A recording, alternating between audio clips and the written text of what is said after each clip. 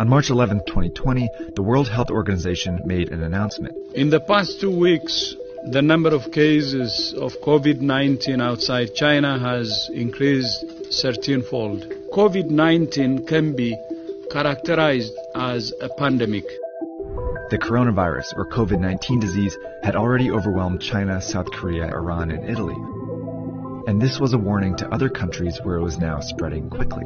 In the days and weeks ahead, we expect to see the number of cases, the number of deaths, and the number of affected countries climb even higher.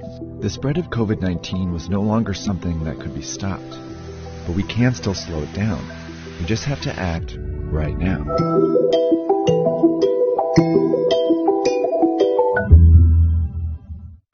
Someone with COVID-19 usually develops a fever and a cough.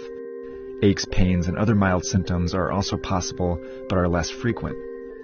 But the severity of those symptoms varies, and for some people who get the virus, you might never show symptoms at all. Based on the data from China, the vast majority of cases are not life-threatening. In 80% of cases, people experience only mild disease, but in 20% of cases, the disease can manifest in a more serious way. It can develop into quite a severe pneumonia where people need to be hospitalized and put on ventilators. Overall, it seems like about 1 to 2% of known cases lead to death, but that rate is much lower for young people and much higher for the elderly. And it also seems that people with unmanaged underlying chronic diseases, they also have a tougher time overcoming the virus. The virus also seems to be very contagious, more contagious than the flu. All you need to do to spread COVID-19 is cough or sneeze on someone else, touch a surface where the virus still lives, and then put your hand in your mouth or your eyes or your nose. After getting infected, it can take an average of 5 to 6 days before you feel sick and your symptoms start to appear. But you can already spread it to people in that period, even if you feel healthy. Just as people realize they're sick, they seem to be at the most risk of passing it along to others. That's how the virus has been so effective at spreading across the world so quickly, and why the WHO was now calling COVID-19 a pandemic. But what they said next was just as important. We cannot say this loudly enough. All countries can still change the course of this pandemic. And that depends on something each of us needs to do as individuals. So diseases become really dangerous when everyone gets sick at once and the health system becomes overwhelmed. In any hospital, the capacity to treat patients is limited by how many beds they have. Think of this as the number of beds in your local hospital at any given time. A couple are already filled by patients receiving treatment for things like a car accident injury or a stroke. And this dot represents one person who's healthy and decides to go out like usual. They jump on the subway and head into the office where they catch COVID-19. But they don't feel sick right away, and might not for several days. So later they go to a basketball game, where they unknowingly infect 2 or 3 more people. Most of these people will have relatively mild cases, but one might be an elderly person with a severe case who will eventually have to go to the hospital.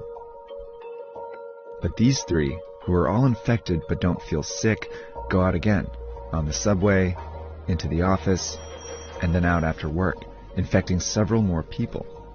20% of whom will need to go to the hospital. Over a short period of time, this process multiplies the number of people going to the hospital each day. Before long, the hospital is full and a crisis begins. People with severe cases of COVID-19 can't get treatment, and some who could be saved die. Plus, people with other issues can't get treatment either, and some of them die. This surge of severe cases causes avoidable deaths. That's what happened in South Korea, Iran, and Italy, all of which went from 100 to more than 5,000 cases in less than 2 weeks. A lot of people died because they couldn't get into the hospitals. This surge is made up of only severe cases, but it was generated by people who didn't feel sick, spreading the disease in public. Which means the people who can do the most to avoid these unnecessary deaths are these people. And that means all of us. To slow the virus down, you need to act as if you already have it.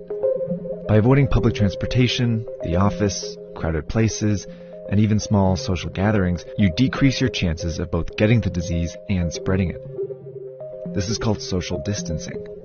If enough of us do it, the virus still spreads, but much slower. Over time, many people might still get infected, but fewer severe cases show up to the hospital each day, never overwhelming the system. This trendline gets flatter. These people can all get treatment, and fewer people die because of it. These are the two ways the COVID-19 pandemic can play out. But this one only happens if everyone does their part. And it's why experts and officials are urging people to flatten the curve by social distancing and staying home as much as possible. It's also why in the US, many companies are helping by requiring employees to work from home, and major sports leagues have canceled their games for the time being. It may seem drastic, but it's worked before. In 1918, the cities of Philadelphia and St. Louis were both hit by a flu pandemic, but they responded in different ways. In Philadelphia, health officials allowed a huge parade to go ahead, while in St. Louis, officials prepared. They closed schools, theaters, and bars.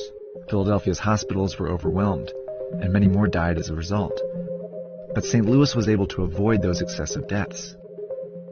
100 years later, these are the two scenarios we face. A difference not in whether you get the coronavirus, but when you get it. That could mean the difference between life and death, maybe for someone you know. But we have to act now.